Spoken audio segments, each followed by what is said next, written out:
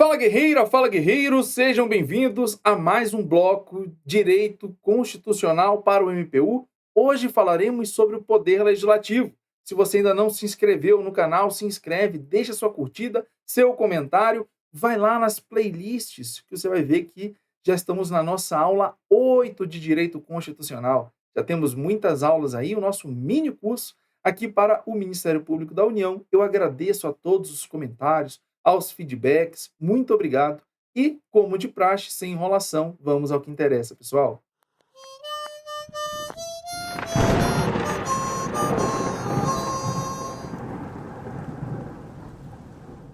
Hoje nós veremos, como dito, poder legislativo.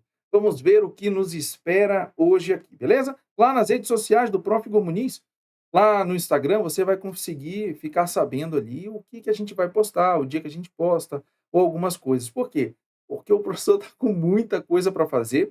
Inclusive, hoje a gente vai fazer um aulão de revisão de véspera lá para o pessoal da Academia da Aprovação. Tem outras revisões de véspera, tem a nossa aqui do canal, dia 29 e dia 30. Já dá uma olhadinha lá, já marca o sininho da notificação para te notificar lá. Vai acompanhando a gente que você vai ficar por dentro de muita coisa, beleza? Eu agradeço a todo mundo que deixou seu feedback e vamos ao que interessa. Pessoal, Banca FGV 2024, TRF Primeira Região Técnico Judiciário. A questão diz assim para a gente, João, parlamentar, atuante no Congresso Nacional. Opa, já sabemos que João, ele é lá do Congresso Nacional. Ele é um parlamentar do Congresso Nacional. João é o quê? Igor, eu não consigo te afirmar, mas eu sei que ele vai ser um deputado federal ou um senador. Solicitou que sua assessoria analisasse os aspectos procedimentais a serem observados para a fixação do subsídio do presidente. Opa! O subsídio do presidente da República e do vice-presidente da República. A assessoria respondeu corretamente que, à luz da Constituição, sempre a nossa Carta Magna, a matéria é de competência. Bom, de quem é a competência para estipular o vencimento do presidente da República? Não só do presidente, como dos ministros de Estado, como do PGR, dos próprios membros ali do Congresso. A gente vai ter uma competência, vem comigo, uma competência exclusiva do Congresso Nacional. Exclusiva do Congresso Nacional. O que afasta, o que afasta, o que afasta a exigência de lei. Perfeito. Pessoal, nós temos duas competências do Congresso Nacional. O Congresso Nacional, ele vai ter uma competência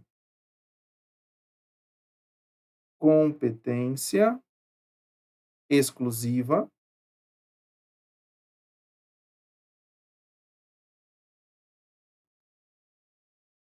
E quando a gente fala no artigo 58, que compete ali a União ou o Congresso, a gente está falando de uma competência privativa.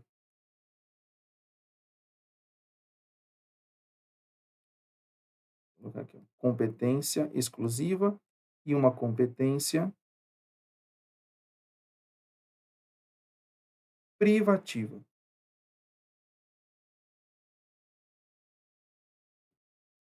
Tá? Falamos em competência exclusiva e privativa. Para o Congresso Nacional, essa ideia que eu vou te trazer vai funcionar. Quando a gente for falar lá no Senado e na Câmara dos Deputados, o legislador foi um pouco atécnico. Por quê, Igor? Porque as competências exclusivas, elas são indelegáveis. Bem como essas competências exclusivas, elas não passam pela sanção ou veto presidencial. Ou seja, não passa essa produção aqui exclusiva, não passa pelo filtro do presidente. Esse filtro político-jurídico que o presidente pode vir a exercer é lá nas atribuições privativas do Congresso Nacional. Portanto, quando eu falo na competência privativa, essas aqui, a produção de lei será feita pelo Congresso Nacional, contudo, passa pelo presidente. Pelo presidente da República, no que tange sanção, no que tange sanção ou veto. Beleza? Nas privativas, lá do 58. Show de bola? Então, ó, competência exclusiva do Congresso Nacional, o que afasta a exigência de lei. Por quê? Nesse caso, é o salário de quem? É o vencimento, o subsídio de quem, pessoal? Subsídio a gente já viu que é parcela única. Esse subsídio não é do presidente? Imagina, se o Congresso Nacional fizesse a lei e tivesse que passar pelo presidente, se não fosse do agrado dele, né? Então, ele tem um interesse direto. Por isso que, nesse caso, é uma competência exclusiva, que se dará ali por meio de decreto legislativo, não precisa de lei. As competências exclusivas falaremos em decreto legislativo, tá bom? Legislativo.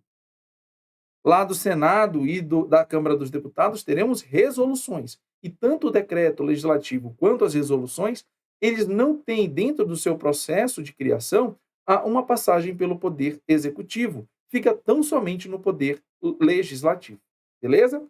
Show de bola? Então, ó, da União, sim, é uma competência da União. Podendo ser fixada em medida provisória? Não. Quem faz a medida provisória é o presidente, não tem nem lógica. E aqui também não é lei ordinária, porque estamos falando de uma competência exclusiva. C. Privativa do Congresso Nacional? Privativa não. Exclusiva. Devendo ser fixada em lei ordinária? Não. Como é exclusiva, a gente fala de decreto legislativo, de iniciativa parlamentar. Sim, a iniciativa vai ser do parlamento, mas aqui não, tá bom? D. Exclusiva do Congresso Nacional? Opa, aqui sim. Sendo assegurado ao presidente o poder do veto. Não, a gente viu que nessa etapa, quando falamos em exclusiva, não há a presença do presidente da República, beleza?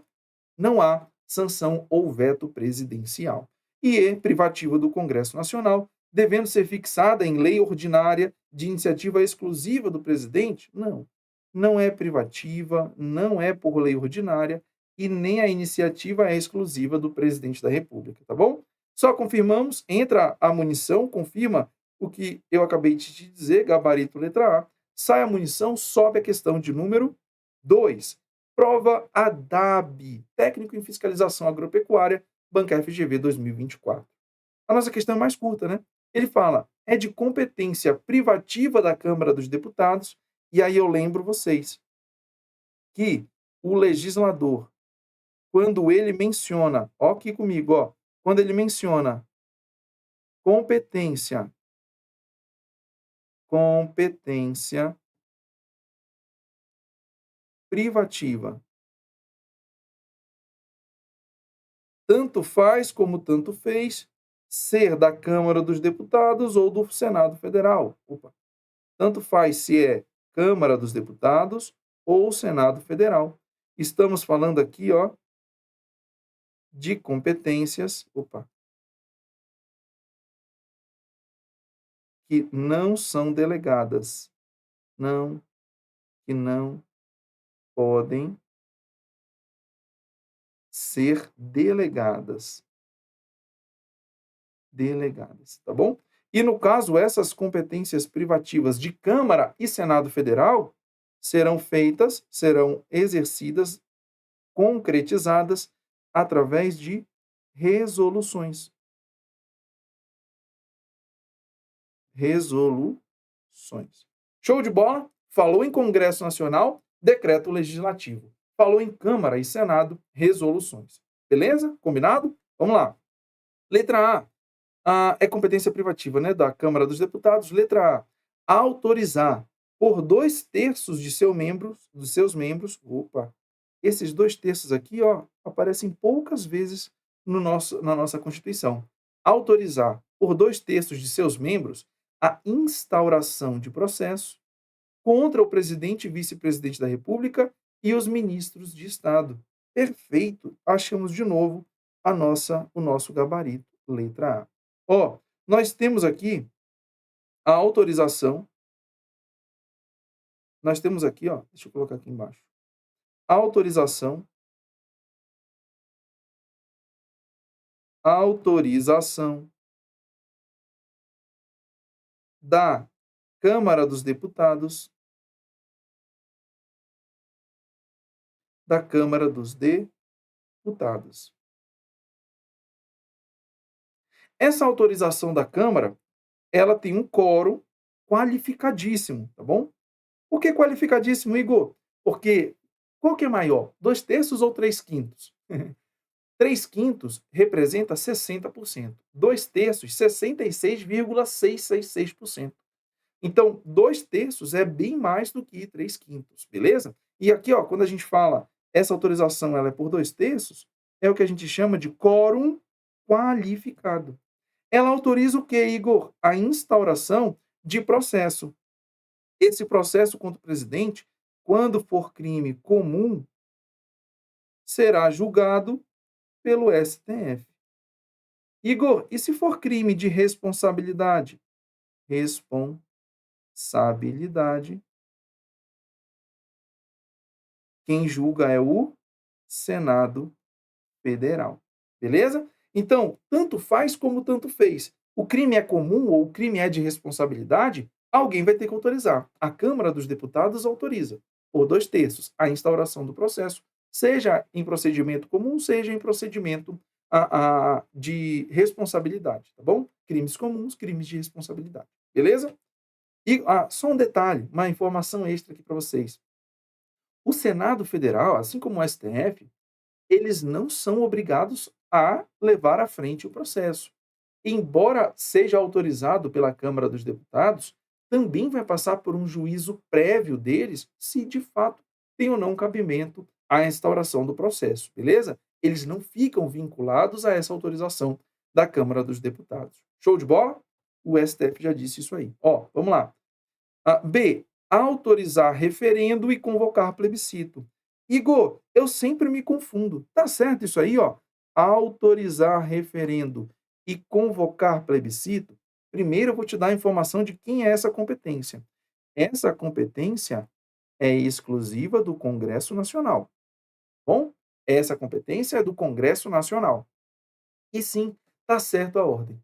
É autorizar referendo e convocar o plebiscito. O que as bancas fazem? Elas trocam. Ela vai te dizer que é competência aqui do Congresso Nacional autorizar o plebiscito e convocar o referendo. Igor, já me embananei todo. Como é que eu faço para lembrar? Te explico agora, ó. Eu vou te explicar o que é cada um e você vai entender. Deixa eu te explicar o que é cada um para você entender a lógica e você nunca mais vai esquecer. Ó, você tem o referendo, opa, você tem o referendo, opa, referendo, e você tem o referendo e o plebiscito, tá? O referendo, ele nada mais é do que uma consulta popular, ou seja, uma consulta à população após o fato ter acontecido. Aí eu te pergunto, depois que já aconteceu, tem alguma pressa para a gente saber o que a população quer? Não, já aconteceu, meu amigo. Já aconteceu. Agora, quando eu falo em plebiscito, esse a gente pode comparar aqui como se fosse algo pré. Então, é antes de acontecer. Então, antes que aconteça, eu vou consultar a população. E aí eu te pergunto, eu posso consultar a população a qualquer hora, a qualquer dia? Não. Eu tenho pressa para fazer. Então, por eu ter pressa, pelo poder público ter pressa para fazer, e ele querer ter que ouvir a população para poder fazer, ele não pede, ele convoca. Então, ele autoriza o referendo, que já passou, já aconteceu mesmo o ato que tinha que acontecer. Mas quando ele fala em plebiscito, que é o pré, que é a consulta prévia, ele convoca, que é para saber o que a população quer. Beleza? Aí você não esquece mais. Show? Então, tá certo a ordem, mas é do Congresso, não é da Câmara dos Deputados. Lembrando, a gente queria uma competência, porque já achamos, privativa da Câmara dos Deputados. Beleza? Ó, vamos trazer aqui a caneta. Apreciar os atos de concessão e renovação de concessão de emissoras de rádio e televisão. é uma competência aqui, ó, também do Congresso Nacional, tá bom? Quando a gente fala em concessão, é uma forma de descentralização por delegação de serviços públicos, certo? Então, essa concessão, bem como a sua renovação, em relação às emissoras de rádio e televisão, quem faz é o Congresso Nacional, porque é uma atividade ali de grande relevância pública, até mesmo para a segurança pública. Por quê? Porque você está difundindo informações e é uma grande responsabilidade isso aí, beleza? Então, também não é a letra C. D. Escolher 2/3 dos membros do Tribunal de Contas da União. Não. Na verdade, quem escolhe esses 2/3 do TCU é o Congresso Nacional, sendo que 1/3 vai vir da Câmara e 1/3 vai vir do Senado. Os 2/3 também é da Câmara do Congresso Nacional, beleza? Aqui a Câmara dos Deputados, ela escolherá 1/3. Show de bola? E aprovar iniciativas do Poder Executivo referentes a atividades nucleares. Pessoal, falou de uma atividade grande, de grande risco, já lembra logo do Congresso Nacional, tá bom? Aqui também é o Congresso. Gabarito, letra A. Só confirmamos. Sai a munição. Sobe a questão de número 3. Vamos juntos. Prova Câmara de Fortaleza. Fala assim pra gente, o analista legislativo. João, estudante de direito, não tem raça pior, né? Aqui é o cara que é o famoso advogado não formado ainda. Ó, o estudante de direito, professor, você vai arranjar confusão. Não, porque eu já fui estudante de direito e hoje eu sou advogado, então eu não tenho problema em falar. Ó, João, estudante de direito, foi informado por um de seus professores sobre a necessidade de apresentação de um trabalho sobre o poder legislativo, em especial sobre o Senado Federal.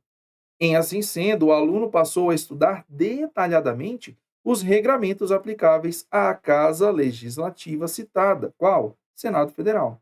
Nesse cenário, considerando as disposições da Constituição Federal, sempre ela, assinale a afirmativa correta. Olha o que diz a nossa letra A, pessoal. Salvo disposições constitucional, salvo disposição constitucional em contrário, as deliberações do Senado Federal, e está falando, ó, de deliberações do Senado e de suas comissões, serão tomadas por maioria absoluta, tomadas por maioria absoluta dos votos, presente a maioria de seus membros. Ele inverteu. Aqui, pessoal, nós temos 2 quórums básicos, tá bom? 2 quórums básicos. Por que básicos, Igor? Lembra que a gente acabou de ver um quórum qualificado? O que é quórum, pelo amor de Deus? É o número de parlamentares que você precisa para poder iniciar a sessão e aprovar qualquer debate que seja. E é exatamente isso que eu vou te mostrar agora. Você tem uma coisa chamada quórum, o quórum de instalação. Quórum de instalação. E o quórum de aprovação. O quórum de aprovação. Ei, falou instalar, é para começar.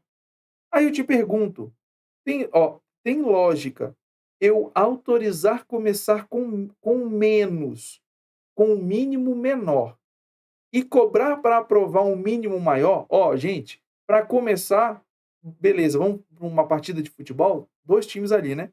Aí eu falo assim, ó, pode, você vai poder abrir o campinho aqui quando você tiver 5 jogadores, mas só pode jogar quando tiver 10. Não tem lógica. Por quê?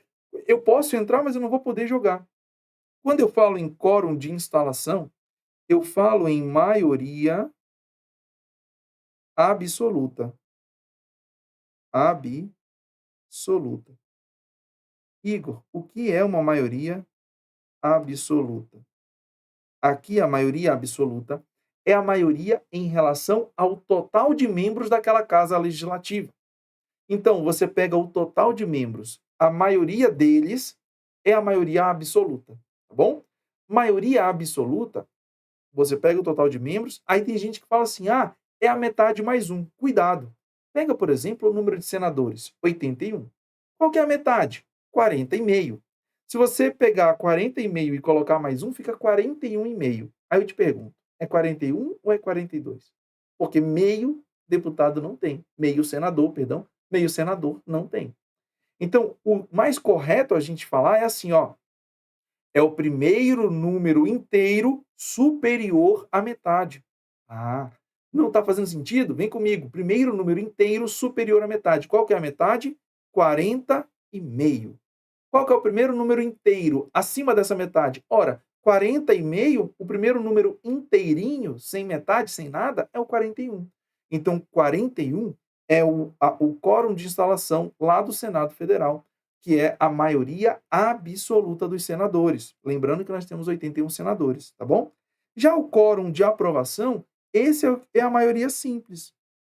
Maioria simples. Igor, a questão não falou em maioria simples. Falou. Ela só não falou o simples. Porque se ela não falar o simples, a maioria, que é só maioria, ela é a simples. Beleza? Então, aqui, ó, a maioria simples é para aprovar. Então, as decisões, em regra, não serão tomadas pela maioria absoluta. Em regra, serão tomadas, ó, para aprovar pela maioria simples. A absoluta é só para instalar, ou seja, tem de estar presentes a maioria absoluta dos seus membros, tá bom? Maioria, aqui sim, absoluta. Show? Letra A, errado. Vamos lá. B. A apresentação de cada estado, a representação, perdão, de cada estado e do DF no Senado Federal será renovada de 4 em 4 anos, alternadamente por 1 e 2 terços. Linda! Linda a nossa questão. Perfeita letra B. Ó, o Senado, ele é composto por 81 senadores. Tá joia? 81 senadores. Aí, eu vou te dizer o seguinte: cada ente federativo,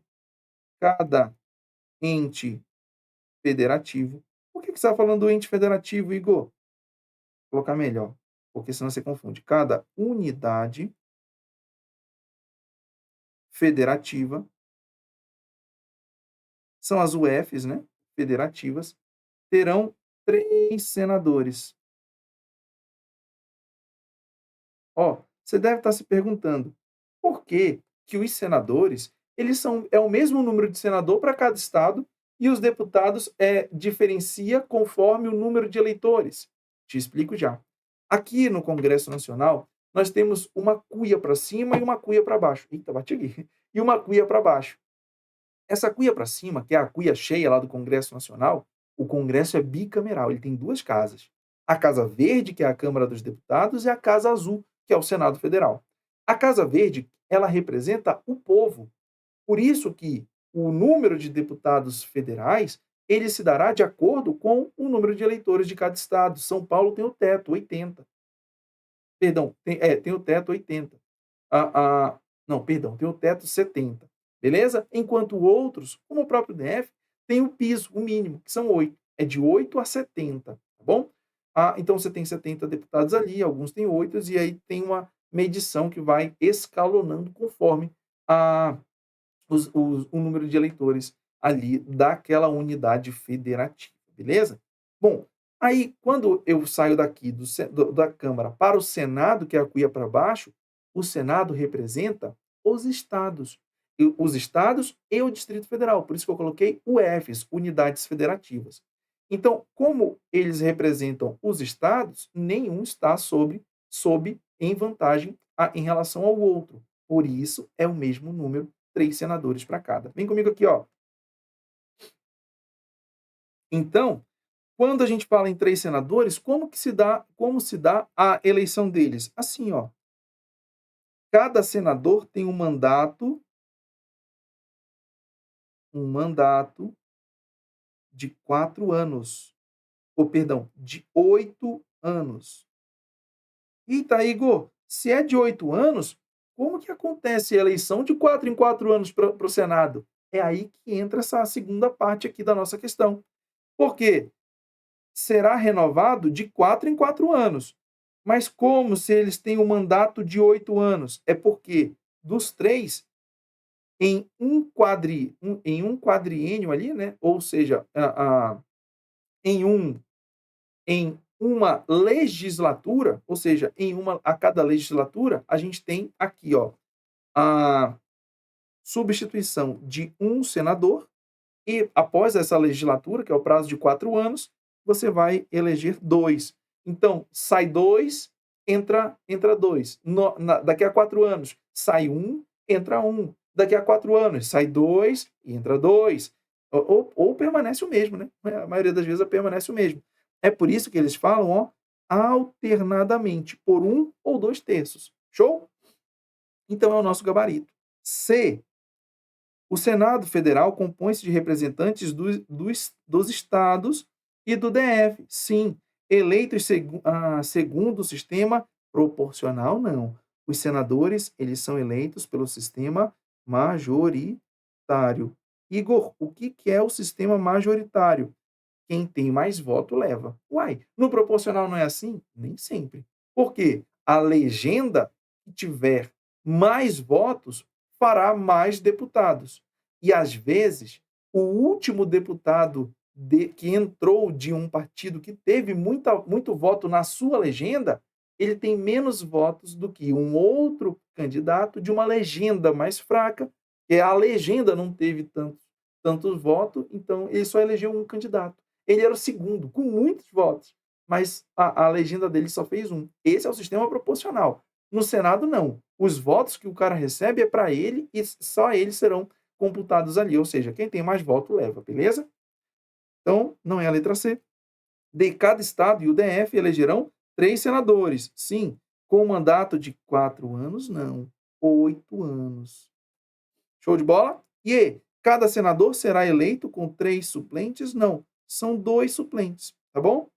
E aí a gente só confirma gabarito letra B e vamos ao que interessa, questão de número 4. Se você não se inscreveu, se inscreve aqui no canal, deixa seu comentário, sua curtida, porque aqui a gente vai direto ao ponto. E eu quero muito ajudar vocês, mas eu preciso que vocês também me ajudem, beleza?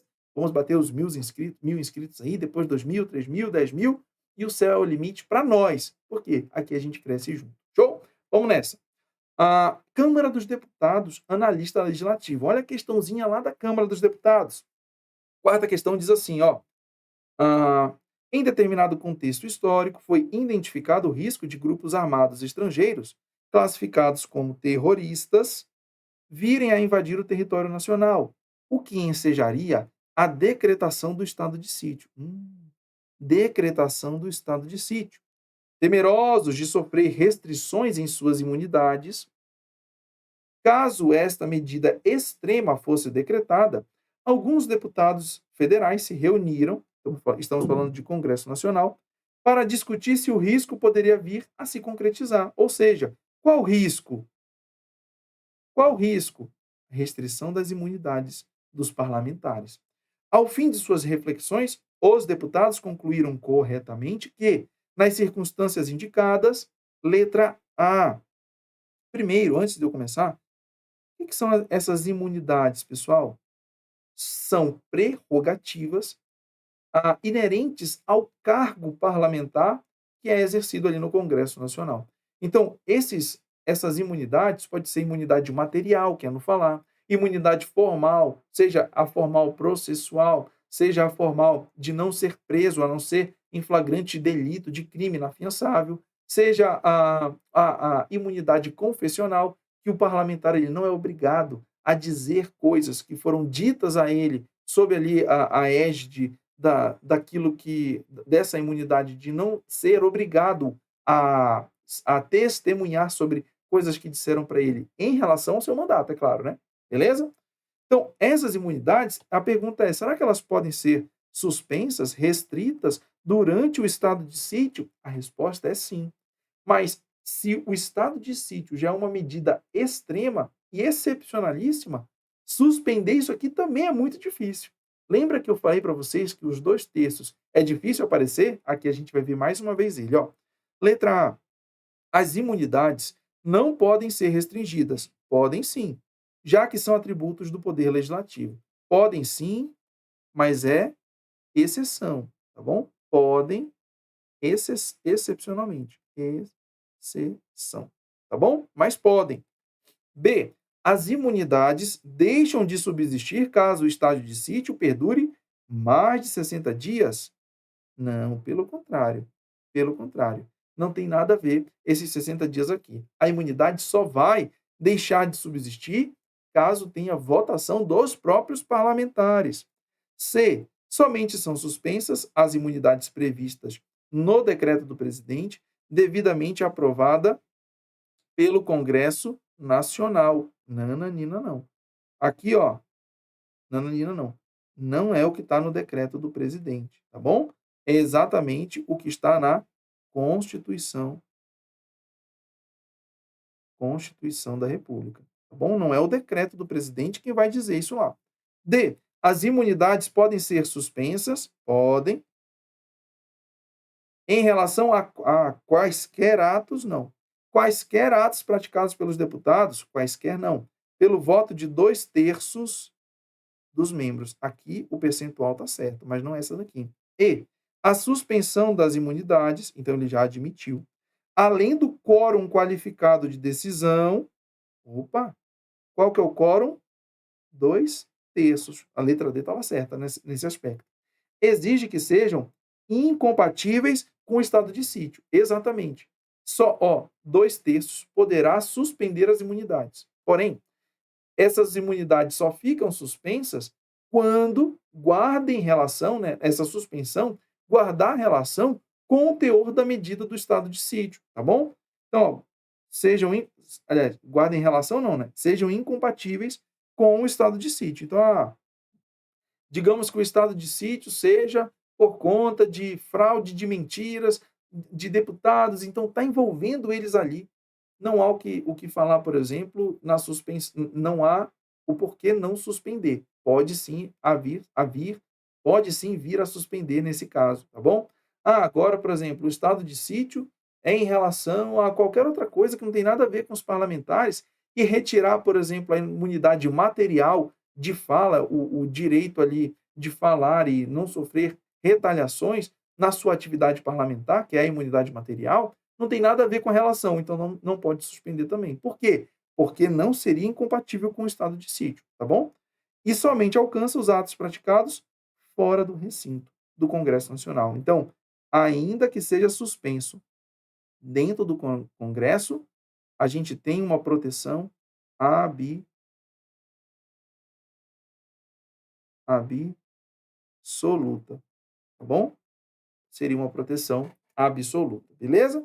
Letra E é o nosso gabarito. Show de bola? Só confirmamos, gabarito E, certo? Saiu, entra a nossa quinta questão. Se inscreve aí, deixa seu like, bora junto. Alesc, analista legislativo. O sistema de controle na administração pública desempenha um papel crucial na promoção da integridade e na prevenção de irregularidades e corrupção no âmbito da administração pública. O controle da administração é importantíssimo, pessoal. Com relação aos sistemas de controle na administração pública brasileira, analise os itens a seguir. O controle externo, atribuído ao Congresso Nacional. Opa, sim. O Congresso Nacional é quem exerce o controle externo, perfeito. É realizado com apoio do TCU, Tribunal de Contas? Sim. O 1 está correto. Ó, controle externo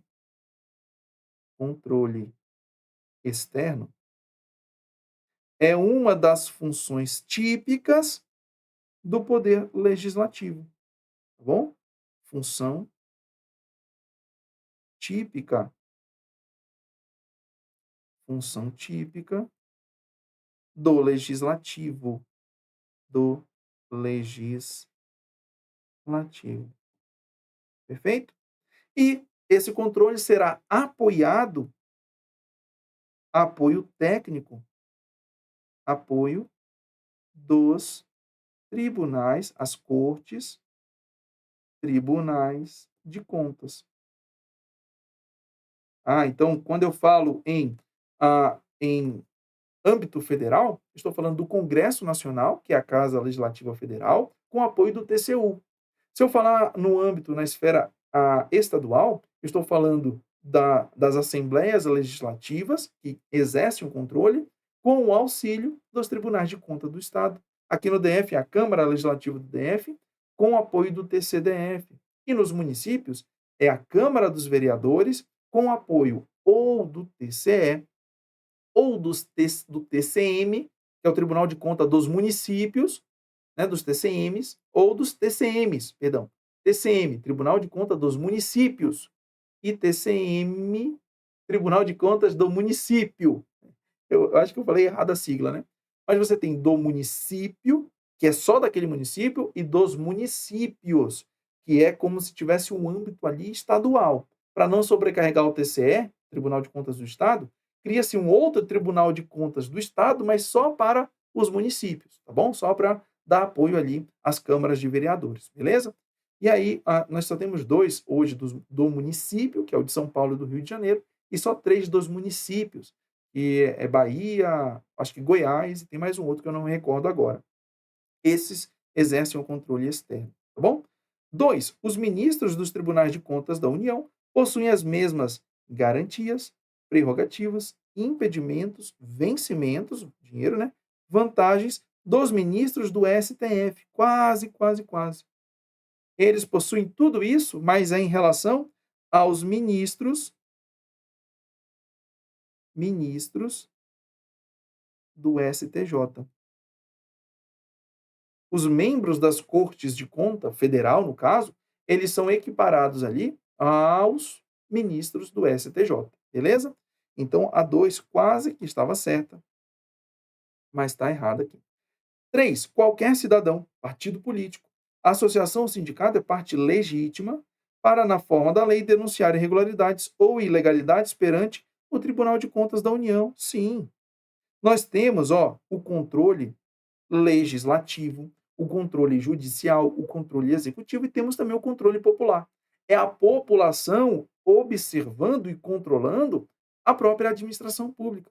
Então, sim, qualquer cidadão, partido político ou associação pode ir lá e denunciar para o TCU, que tem essa competência de iniciar, deflagrar o processo investigatório. 1 e 3 apenas estão certas, 1 e 3 apenas certa. Letra C, avançamos, confirmamos o gabarito, finalizamos mais uma aula. Eita, tem questão extra, lembrei agora. Não, volta, se você saiu, volta aí. Lembrei, o controle estava tão empolgante que eu botei uma questão a mais nesse bloco aqui para vocês. Vamos junto, vamos junto, ó. Então, não se esqueça, já se inscreve aí. Com essa questãozinha extra, se inscreve aí. Vamos lá. Cadê? Ó, de acordo com a Constituição Federal, as comissões parlamentares. Porque era CPI. CPI é importantíssimo, pessoal. CPI é importantíssimo. Terão alguns poderes de investigação próprios das autoridades judiciais. Essa é uma afirmação. As CPIs terão poderes de investigação próprios de atividades judiciais, tá bom? Sobre a comissão parlamentar de inquérito, seus requisitos e seus limites, é correto afirmar que, letra A, tem poder de realizar interceptação telefônica? Interceptação telefônica? Não. Tem poder de realizar interceptação telefônica? Não. Porque isso daqui, é o que a gente chama, vai fazer lá o famoso grampo, né? Grampear. É o famoso grampo. Essa interceptação telefônica nada mais é do que a interceptação de conversa. Para você grampear ali uma conversa, isso nós temos, embora a CPI tenha esses poderes de investigação de autoridades, nós temos uma coisinha chamada cláusula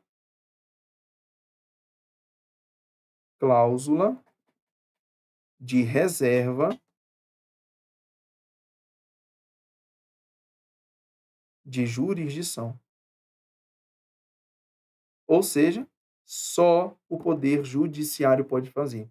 E a interceptação telefônica, que é a escuta telefônica, grampo, qualquer coisa que você queira chamar nesse aspecto, ela somente com autorização judicial. A CPI não pode fazer isso aqui, beleza?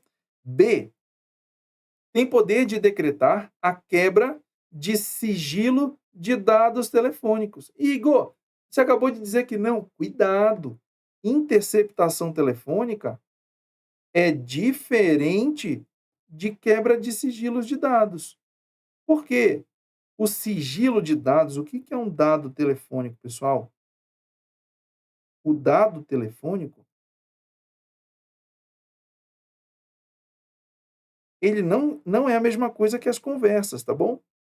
O dado telefônico é, por exemplo, quem ligou, os números que te ligaram, os números que você ligou. Lembra que vem lá a fatura telefônica, vem dizendo para quem você ligou, o que você fez. Hoje em dia é mais difícil. Mas antigamente, quando tinha telefone fixo, né? Alguns ainda tem, mas é mais difícil. Você vinha detalhado para quem você ligou, o tempo que ficou. Isso é um dado telefônico. Esses dados telefônicos, sim, a CPI pode pedir, pode vir ali a decretar a quebra desses dados aqui, beleza? Nesse caso, sim. Show de bola? Opa, avancei sem querer aí. Mas é a letra B mesmo, né? Mas voltando aqui, que estão as anotações. Esses dados eles podem, tá bom? Mas a interceptação telefônica não. C. Pode ser criada mediante requerimento de 2/3, não. É 1/3. Pessoal, CPI, a Comissão Parlamentar de Inquérito, primeiro deixa eu desmistificar algo para vocês. A CPI não é para condenar ninguém. A CPI ela não tem a função de incriminar ninguém. A CPI como um dos instrumentos para a concretização da função administrativa típica, da função administrativa não, da função típica do Poder Legislativo, que é fiscalizar, a função da CPI é essa, fiscalizar. Qualquer coisa que ela encontre, ela passa para as autoridades competentes. Essa é a função da CPI. E essa função, ela é o que a gente chama de direito, nós chamamos de direito das minorias. Direito das minorias. Quando eu falo minoria, não posso exigir 2/3, mas eu posso 1/3. Ou seja, para instaurar uma CPI, eu preciso de um quórum mínimo de 33,3 dos senadores ou dos deputados federais ou de qualquer membro parlamentar estadual, distrital, municipal. Beleza? Porque nós temos CPIs federais, estaduais e municipais também. Show? Então, não é a letra C, não são 2/3, é 1/3 o direito das minorias. Pode ser criada para apuração de fato, ainda que indeterminado, não, tem que ser fato determinado, desde que com prazo certo. Sim, a CPI ela tem um prazo certo para acontecer. D, errado. E E, suas conclusões devem ser encaminhadas ao Tribunal de Contas para que promova a responsabilização. Não é o Tribunal de Contas quem promoverá. Aqui é o Ministério Público. Ministério Público. Ou outros, tá bom? Mas não o Tribunal de Contas, porque ele também não tem. Se o Congresso Nacional não tiver a competência, o Tribunal de Contas também não vai ter. Por quê? O titular do controle da fiscalização é o Poder Legislativo. Ele é auxiliado pela Corte de Contas. Beleza? E aí, de fato, agora a gente só confirma, né? Já tinha visto. Letra B. E por isso, vistam toda a armadura de Deus para que possam resistir no dia mau e permanecer inabaláveis. Só mesmo a armadura dele, do Senhor, para nos proteger nesses dias de véspera de prova, né? Eu consigo sentir a ansiedade de vocês e eu digo, acalme o coração de vocês, porque vai dar tudo certo, já deu tudo certo. Beleza? Se você acredita nisso, digita aqui, professor, eu acredito, eu vou ser aprovado no MPU e vou voltar aqui para agradecer as suas aulas, ou se não quiser agradecer, não precisa. Basta vir aqui e dizer assim, professor, as aulas deram certo, ajudaram. Para mim já está de bom tamanho, beleza? Eu me despeço de vocês, não se esqueça de se inscrever antes de sair. Muito obrigado por ficar até aqui. Eu me despeço. Força e honra. Tamo junto. Vamos nessa, guerreiros.